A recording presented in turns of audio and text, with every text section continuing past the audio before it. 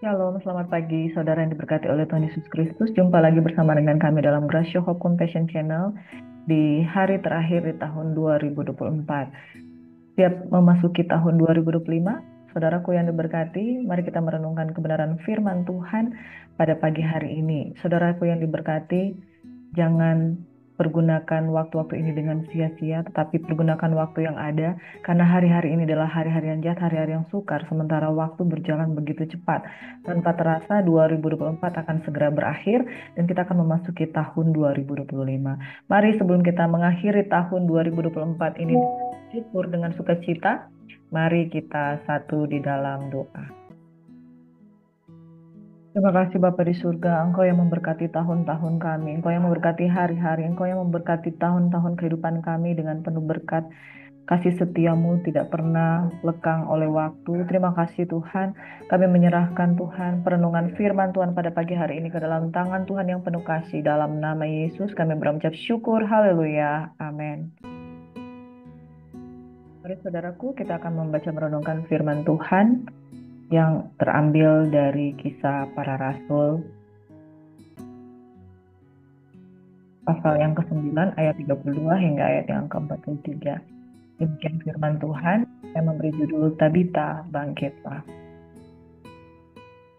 Pada waktu itu Petrus berjalan keliling, mengadakan kunjungan kemana-mana. Dalam perjalanan itu ia singgah juga kepada orang-orang kudus yang di Lida. Di situ didapatnya seseorang bernama Eneas yang telah 8 tahun terbaring di tempat tidur karena lumpuh. Kata Petrus kepadanya, Eneas, Yesus Kristus menyembuhkan engkau. Bangun dan bereskanlah tempat tidurmu. Seketika itu juga bangunlah orang itu. Semua penduduk Lida dan Saron melihat dia lalu mereka berbalik kepada Tuhan. Di Yope ada seorang murid perempuan bernama Tabita.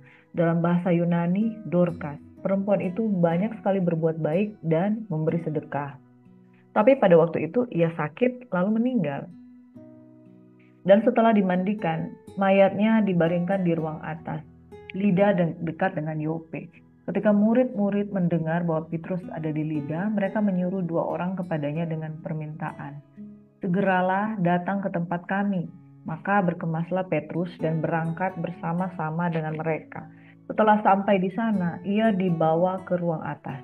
Dan semua janda datang berdiri dekatnya dan sambil menangis mereka menunjukkan kepadanya semua baju dan pakaian yang dibuat Dorcas pada waktu ia masih hidup. Tetapi Petrus menyuruh mereka semua keluar, lalu ia berlutut dan berdoa. Kemudian ia berpaling ke mayat itu dan berkata, Tabita, bangkitlah. Lalu Tabita membuka matanya, dan ketika ia melihat Petrus, ia bangun lalu duduk. Petrus memegang tangannya dan membantu dia berdiri. Kemudian ia memanggil orang-orang kudus beserta janda-janda, lalu menunjukkan kepada mereka bahwa perempuan itu hidup. Peristiwa itu tersiar di seluruh Yope dan banyak orang menjadi percaya kepada Tuhan. Kemudian daripada itu, Petrus tinggal beberapa hari di Yope, di rumah seorang bernama Simon, seorang penyamak kulit. Amin. Saudaraku yang diberkati oleh Tuhan Yesus Kristus, demikian firman Tuhan. Hari ini kita melihat bahwa mujizat itu masih nyata terjadi. Eneas, seorang yang 8 tahun terbaring di tempat tidur, lumpuh, tetapi dibangkitkan oleh Petrus. Seorang di Yope, seorang perempuan yang bernama Tabita, atau dalam bahasa Yunani disebut Dorcas, dia juga sudah mati, sudah meninggal. Tetapi oleh karena perkataan Petrus, Tabita, bangkitlah. Lalu Tabita bangkit, dia membuka mata, lalu ketika dia melihat Petrus, ia bangun lalu duduk.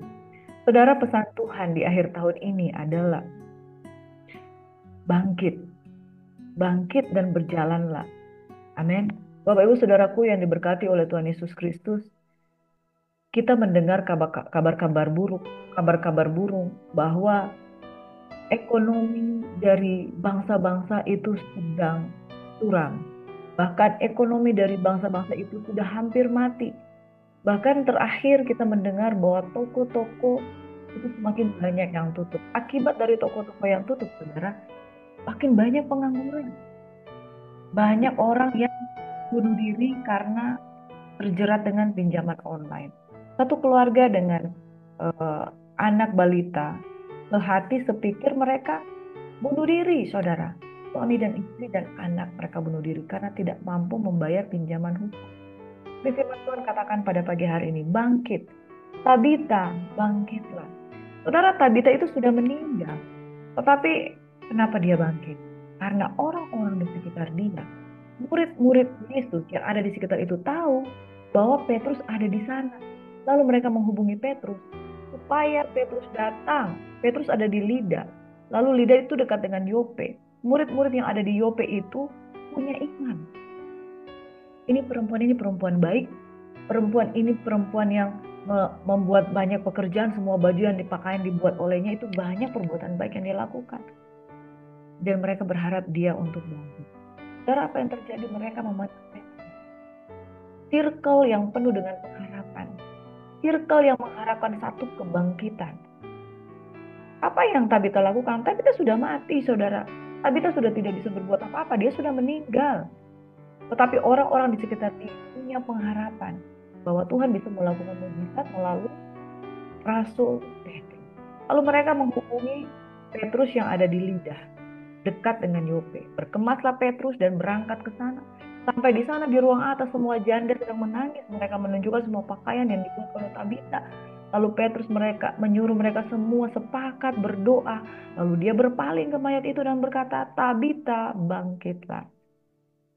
Saudara, tidak terasa bahwa 2024 ini akan segera berakhir. Sebentar lagi, tinggal beberapa jam lagi saudara akan mengakhiri tahun 2024. Mari kita review tentang tahun 2024. Apakah saudara yang sudah saudara lakukan sepanjang tahun 2024? Mungkin di sana di tahun 2024 ada keberhasilan, ada ucapan syukur, ada kesuksesan, ada hal-hal yang luar biasa yang saudara sudah lewati dengan penuh kemenangan. Tapi di sana juga ada kegagalan, di sana juga ada tangisan, di sana juga ada duka cita di tahun 2024. Di tahun 2024 ini saya bisa menyelesaikan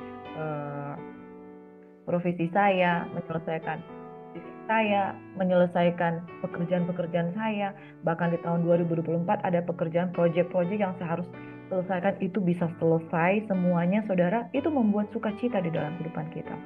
Dan juga menyadarkan saya, wah tahun berlalu begitu cepat. Apa yang sudah kita lakukan saudara? Saudara, kita perlu mereview kehidupan kita sepanjang tahun 2024. Mungkin di tengah kesukacitaan kita, ada juga kedukacitaan kita. Dan ada bagian-bagian dari dalam diri kita yang mulai redup, mulai loyo, mulai mati. Ini saatnya firman Tuhan mengingatkan, bangkit. Kita butuh circle yang menopang kita. Di dalam keadaan kita yang sudah mati iman, mati rasa, sudah tidak ada lagi kepekaan dengan perasaan dengan sesama, sudah tidak ada lagi empati dengan sesama, bangkit saudara. Saudara bahkan mungkin di dalam satu rumah sudah tidak saling ngomong satu dengan yang lain. Di dalam satu rumah sudah saling cuek satu dengan yang lain. Dia nggak peduli dengan saya, ngapain saya peduli dengan dia. Saudara butuh orang lain untuk membangkitkan rasa kepedulian saudara. Untuk apa? Untuk kemudian bangkit. Saudara, ketika Petrus berjalan berkeliling mengadakan kunjungan kemana-mana, dia singgah juga kepada orang-orang kudus yang ada di Lida. Didapatinya di sana seorang bernama Eneas, 8 tahun terbaring di tempat tidur karena lumpuh. Bapak Ibu Saudaraku yang diberkati oleh Tuhan Yesus Kristus, perhatikan keadaanmu. Apakah ada kelumpuhan rohani di dalam kehidupanmu? Sudah terbaring, sudah bertahun-tahun tidak mengalami kebangkitan, bahkan circlemu sudah pasrah. Udahlah, memang posisinya sudah seperti itu, sudah lumpuh 8 tahun. Tapi saudaraku yang diberkati oleh Tuhan Yesus Kristus, orang yang sudah yang buta sejak lahir saja, orang yang lumpuh sejak lahir saja, Tuhan bisa buat berjalan, Tuhan bisa buat melihat, apalagi yang 8 tahun lumpuh. Ya, ingin mengingatkan kita, saudara. Tahun-tahun kehidupanmu, adakah bagian dari dirimu yang sudah mulai mati? Empatimu sudah mulai redup, karena engkau sudah tidak punya lagi. Mungkin dulu tahun-tahun sebelumnya engkau diberkati, tetapi tahun ini 2024 engkau sudah kekurangan penghasilan, lalu engkau menjadi orang yang tidak peduli lagi dan tidak empati lagi dengan orang lain. Nah saudara, Tuhan ingin membangkitkan empati kita kembali bertindak. Saudaraku yang diberkati oleh Tuhan Yesus Kristus, Kita diberkati untuk memberkati. Kita kuat bukan hanya karena kuat dan gagah kita, tapi oleh karena pertolongan dari Tuhan di dalam nama Tuhan Yesus Kristus. Tabita bangkit oleh karena apa? Ada dan murid-murid Yesus yang mengenal Petrus, yang menginginkan untuk memberikan. Saudara, Anda tinggal di dalam sehebat-hebatnya kita butuh lingkungan yang mendukung kita. Lingkungan yang mengharapkan, ayo kamu bangkit, ayo bangkit, berjalanlah, bangkit kamu lebih daripada pemenang. Kita butuh komunitas yang bisa terus mendoakan kita, saudara. Tahun 2024, kalau selama ini engkau tinggal di dalam komunitas yang tidak membawa kebangkitan, kalau selama ini engkau tinggal di dalam komunitas yang tidak memotivasi Anda untuk hidup benar, untuk hidup kudus, untuk hidup penuh dengan semangat, saudara, tinggalkan. Masuk di dalam satu komunitas yang membawa engkau untuk memiliki pengharapan kepada Bapa.